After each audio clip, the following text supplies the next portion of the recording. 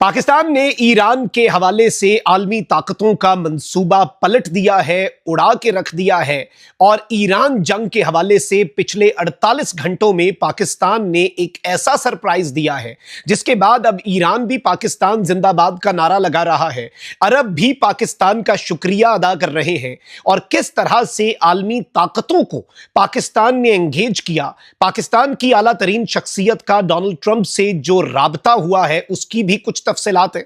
और इस सब के अंदर पाकिस्तान ने किस तरह से आलमे इस्लाम की एक बड़ी जंग रुकवाई है, ये एक ऐसी डेवलपमेंट है, इसकी कुछ इनसाइड डिटेल्स आपके सामने रखनी है।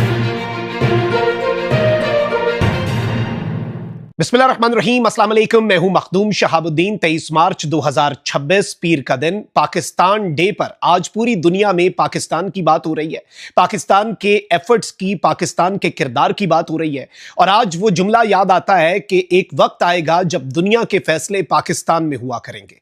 और अब मैं ये बात नहीं कर रहा, कोई पाकिस्तानी ये बात नहीं कर रहा, बल्कि मुतअद्दिद अमरीकी मीडिया आउटलेट्स ये कंफर्म कर रही हैं कि पाकिस्तान ने गेम चेंजर किरदार अदा किया है। ईरान के हवाले से आज ईरान भी तारीफ कर रहा है, ईरान के सदर से भी अभी एक हंगामी राब्ता हुआ है। और इस सब के अंदर जो लीडरशिप है वो अब इस्लामाबाद में क्या बैठने जा रही है, और क्या अमेरिका और ईरान के दरमियान जो मफाहमत है, पाकिस्तान अपने इस रोल को बेहतरीन अंदाज में अदा करने जा रहा है। मेरे पास कुछ इनसाइड डिटेल्स है। आलमी मीडिया, अमरीकी मीडिया क्या कह रहा है, गुज़श्ता 48 घंटों में ईद के अय्याम में पाकिस्तान ने क्या रोल प्ले किया, ये सारी डेवलपमेंट्स डिस्कस कर लेते हैं। लेकिन उससे पहले अगर अभी तक आपने इस वीडियो को लाइक नहीं किया, लाइक जरूर कर दें। कमेंट सेक्शन में आपने पाकिस्तान जिंदाबाद का नारा जरूर लिखना है। और आज अल्लाह ताला का ये फजल है, अल्लाह ताला का ये करम है कि पाकिस्तान ने आलमे इस्लाम की, अरबों की ईरान से जंग भी अवर्ट करवाई है। और जो डोनाल्ड ट्रंप ने 48 घंटे की डेडलाइन दी थी कि जिसके बाद ईरान के बिजली के इंफ्रास्ट्रक्चर को तबाह करना था, उस डेडलाइन से भी डोनाल्ड ट्रंप पीछे हटा है। और ईरान को एक मॉरल विक्ट्री भी एक तरह से हासिल हुई है। इस चीज को भी समझना बहुत जरूरी है। नाज़रीन किराम, डोनाल्ड ट्रंप ने कहा 48 घंटे हैं, अब नए उर्मस खोल दो वरना तुम्हारी बिजली का इंफ्रास्ट्रक्चर तबाह कर देंगे। ईरान ने कहा सऊदिया, यूएई, कतर, कुवैत, बहरीन, इन सारे मुल्कों की ये लिस्ट है, हम इनका एनर्जी का इंफ्रास्ट्रक्चर उड़ा देंगे और पूरा मिडिल ईस्ट जो है वो अंधेरों में डूब जाएगा। सिर्फ ईरान की बिजली नहीं जाएगी, फिर पूरा मिडिल ईस्ट अंधेरे में डूबेगा। दुनिया की इलेक्ट्रिसिटी की सप्लाईज को हम कट कर देंगे। आप अंदाजा करें कि यह जंग ऐसे कॉन्फ्लिक्ट में कन्वर्ट होने वाली थी। बरतानिया अपनी न्यूक्लियर आबदोज लाकर खड़ी कर चुका था। और नेटो का जो चीफ है वो ये कह रहा है कि नेटो मुमालिक ट्रंप का साथ देने के लिए राजी हो गए हैं अबनाए उर्मस खुलवाने के लिए 22 मुल्क। तो ये ईरान के खिलाफ तमाम तर मुल्क जो हैं वो एक्शन लेने जा रहे थे। लेकिन अचानक से क्या होता है कि डोनाल्ड ट्रंप कहता है कि ईरान और अमेरिका जो है उनके दरमियान इत्तफाक राय हुआ है। और इस वक्त इन्होंने कहा है कि मिडिल ईस्ट के अंदर हम चीजों को ठीक करना चाहते हैं। और सब में डोनाल्ड ट्रंप ने कहा कि मैंने अपने डिपार्टमेंट ऑफ वॉर को कह दिया है कि ईरान के पावर प्लांट्स और एनर्जी इंफ्रास्ट्रक्चर जो है उस पर हमलों को मौखर कर दें। यानी अभी 12 घंटे रहते थे 48 घंटे की डेडलाइन खत्म होने में।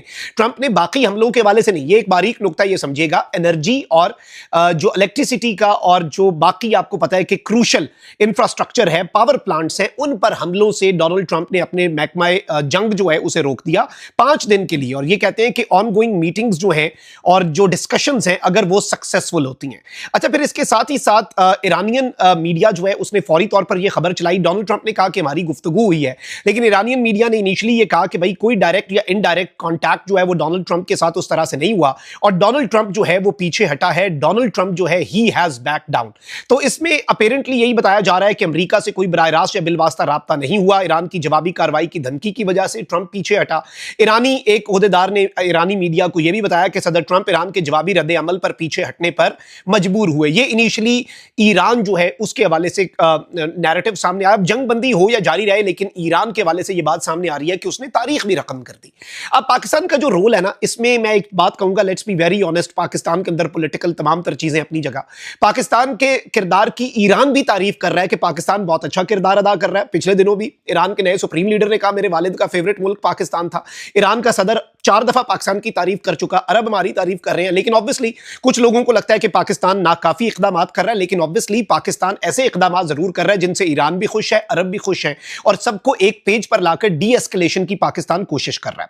अच्छा, अब सबसे पहले तो एक्सियोस नाज़रीन कराम अमरीकी एक न्यूज आउटलेट है, और एक्सियोस अमरीकी एडमिनिस्ट्रेशन जो है उसके अंदर की खबरें देने के हवाले से बहुत एक्सपीरियंस रखती है ये तंजीम, ये मीडिया आउटलेट जो है। और एक्सियोस एक्सियोस की खबरें ट्रंप एडमिनिस्ट्रेशन के अंदर से जो ये डिटेल्स निकालते हैं और जो व्हाइट हाउस के अंदर और अमेरिका के इंटरनल मामलात के वाले से एग्जैक्ट और सच्ची खबर ये लाते हैं, तो बड़े क्रेडिबल हैं। तो इन्होंने खबर ये दी, तुर्की, इजिप्ट और पाकिस्तान जो है ये बेसिकली अमेरिका और ईरान के दरमियान पिछले 2 दिन से 48 घंटों में, ईद के दिनों में मैसेजेस जो है वो इधर से उधर और उधर से इधर कर रहे थे। ये 3 मुल्क कौन कौन से फिर से बता देता हूं, पाकिस्तान, तुर्की और इजिप्ट। और याद रखिएगा कि इन 3 मुल्कों के वज़राए खारजा की सऊदीया के वजीर खारजा से भी 4 लोगों की मुलाकात भी हुई रियाद में भी फिर से। तो इसे भी आप जरा कॉन्टेक्स्ट में डालिएगा, ये 3 मुल्क कितना बेहतरीन किरदार अदा कर रहे हैं। और इस सबके अंदर जो इंपॉर्टेंट चीज है वो ये है कि ये डी एस्केलेशन के लिए हुआ। सीनियर ऑफिशियल्स जो हैं इन 3 मुल्कों के, ये एक्सियोस कह रहा है कि उन्होंने सेपरेट टॉक्स की स्टीव विटकॉफ, जो ट्रंप का नुमाइंदा खुसूसी है, इल्ची है, और ईरान के वजीर खारजा अब्बास अराक्ची के साथ। और इसमें बताया गया है कि भाई जो आउटस्टैंडिंग इश्यूज हैं, जो अनरिजॉल्व्ड इश्यूज हैं, उन्हें रिजॉल्व करना और इस कॉन्फ्लिक्ट को एंड करना, और मीडिएशन जो है वो अभी भी जारी है। अब बात जो है नाज़रीन किराम यहां पर खत्म नहीं होती। बात यहां पर खत्म होती है कि एक तो पाकिस्तान के प्राइम मिनिस्टर जो है उनकी अचानक से टेलीफोनिक गुफ्तगू की खबर सामने आती है ईरान के सदर के साथ, और इस सब के अंदर ईद उल फितर और नौरूज की मुबारकबाद भी दी गई, बाकी चीजें भी हुई, लेकिन इसमें कोई रीजनल टेंशन का जिक्र नहीं हुआ। तो इसका मतलब यह है कि रीजनल टेंशन जरूर डिस्कस हुई है। ये याद रखिएगा, ग्लोबल अफेयर्स में ऐसे ही होता है, जो चीज नहीं बताई जाती और क्या बताया जा रहा है। लेकिन अब फाइनेंशियल टाइम्स ने एक बहुत बड़ा क्लेम किया है जिसने पूरी दुनिया को हिलाकर रख दिया है कि पाकिस्तान के आर्मी चीफ जो हैं उनकी संडे को डोनाल्ड ट्रंप से एक टेलीफोनिक गुफ्तगू हुई। और इस सब के अंदर अरब न्यूज क्या कह रहा है? Arab news, Pakistan is positioning itself as lead mediator trying to broker an end to US and Israel's war against Iran. यानी पाकिस्तान जो है, बहुत से मुल्क है ना, बहुत से लोग मुल्क मीडिएशन कर रहे हैं, 2-3 मुल्क इस वक्त बीच में डले हुए हैं, मसला हल कर रहे हैं, लेकिन लीड मीडिएटर जो है वो इस्लामी जमहूरिया पाकिस्तान है कि अमेरिका की ये जंग ईरान के खिलाफ जो है ये खत्म हो जाए और ईरान के अंदर जो डिस्ट्रक्शन है, डिवास्टेशन है, वो रुक सके, और ईरान जो है उसके लिए इस सब के अंदर कोई बेहतर चीज जो है वो सामने लाई जा सके। पाकिस्तान के आर्मी चीफ की अरब न्यूज के मुताबिक भी गुफ्तगू हुई डोनाल्ड ट्रंप से संडे को। और अब आप ये देखें कि ईरान के वजीर ईरान के सदर हैं उनके साथ भी टेलीफोनिक गुफ्तगू हुई। अब सबसे अहम तरीन चीज ये है नाज़रीन इकराम के मीडिएटिंग कंट्रीज जो हैं, यानी पाकिस्तान, तुर्की और इजिप्ट, इसमें पाकिस्तान लीड मीडिएटर है, यानी जो मेन मीडिएशन का और सालसी का किरदार अदा कर रहा है। और पाकिस्तान और ये तुर्की और इजिप्ट ये कोशिश कर रहे हैं, ये बहुत बड़ी खबर देने जा रहा हूं और ये आलमी मीडिया पर आई है, और मैं आपको फिर अपने पाकिस्तान के सिक्योरिटी जराये की भी खबर देता हूं।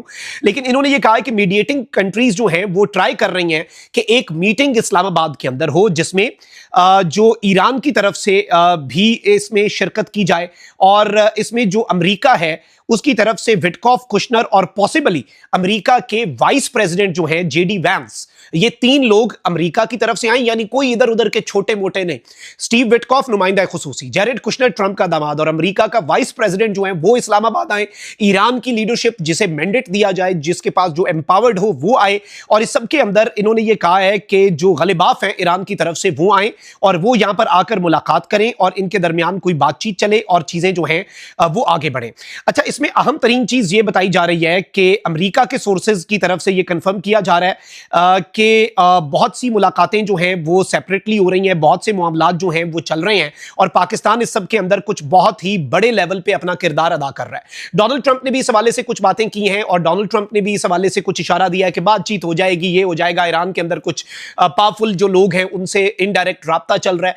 ईरान जो है, याद रखिएगा, जंग बंदी नहीं हुई, इसे आप जंग बंदी अल्टीमेटली नहीं कह सकते, क्योंकि अमेरिका ने सिर्फ कहा है हम ईरान के पावर प्लांट्स पर और एनर्जी इंफ्रास्ट्रक्चर जो ईरान की रेड लाइन है उसे हम क्रॉस नहीं करेंगे अगले 5 दिन। ईरान भी फिर ऑब्वियसली जवाबी तौर पर जो रेड लाइंस हैं उन्हें क्रॉस नहीं करेगा। तो बाकी हमले शायद जारी रहें, जो नॉर्मल आप इससे पहले 22 दिन से देख रहे हैं। लेकिन आप अंदाजा करें कि ईरान भी डटा रहा। 21 दिन में बगदाद जो है वो गिर चुका था इराक वॉर के अंदर, लेकिन ईरान 22 दिन के बाद भी अब इस पोजीशन में है कि अमेरिका मुज़ाकरात की मेज पर आ रहा है, और पाकिस्तान ने इसमें ऐसा किरदार अदा किया है कि अरब मुल्क भी पाकिस्तान जिंदाबाद का नारा लगा रहे हैं, ईरान भी। और अभी आप ये देख लें कि ईरान ने सऊदी अरब को बताया कि हम आपके लिए हाथ हौला रखेंगे, क्योंकि आपका पाकिस्तान के साथ दिफाई मुआहदा है और हम पाकिस्तान का रिगार्ड करते हैं। तो हम नहीं चाहते कि पाकिस्तान को हम मुश्किल पोजीशन में डालें कि पाकिस्तान जो है उसे इसमें कुछ करना पड़े। तो ईरान इस कदर पाकिस्तान पाकिस्तान का रिगार्ड कर रहा है कि बाकी अरबों के लिए ईरान की अलग पॉलिसी, सऊदीया के लिए अलग पॉलिसी, क्योंकि सऊदीया पाकिस्तान के साथ नत्थी है। तो ईरान इस चीज का भी इतना हया कर रहा है क्योंकि पाकिस्तान नेक नियति के साथ ईरान कॉन्फ्लिक्ट में ऐसा किरदार अदा कर रहा है कि ईरान के सुप्रीम लीडर भी नौरोज पर पाकिस्तान की तारीफ किए बगैर नए सुप्रीम लीडर भी ना रह सके। ये अहम डेवलपमेंट्स थी। मजीद इस हवाले से कुछ डिटेल्स में हासिल करने की कोशिश करता हूं। पाकिस्तान के सिक्योरिटी जराए बल्कि उनका यही कहना है कि पाकिस्तान पिछले 3 दिन से कुछ कोशिशें कर रहा है। 72 घंटे में पाकिस्तान ने एक गेम चेंजर किरदार अदा किया और पाकिस्तान के सिक्योरिटी सोर्सेज ने भी कंफर्म किया कि जी बिल्कुल Pakistan is doing all of this, और बेहतरीन एक किरदार और नेक नियति के साथ पाकिस्तान जो है, और वही दुनिया के फैसले अब पाकिस्तान में होंगे, इस्लामाबाद में होंगे, और पाकिस्तान आलमे इस्लाम के अंदर अपने आप को एक ऐसी पोजीशन पर लाकर खड़ा कर चुका है कि अरब भी हमारी तरफ देख रहे हैं, ईरान भी हमारी तरफ देख रहे हैं। अपना बहुत ख्याल रखें। अल्लाह निगहबान। पाकिस्तान जिंदाबाद।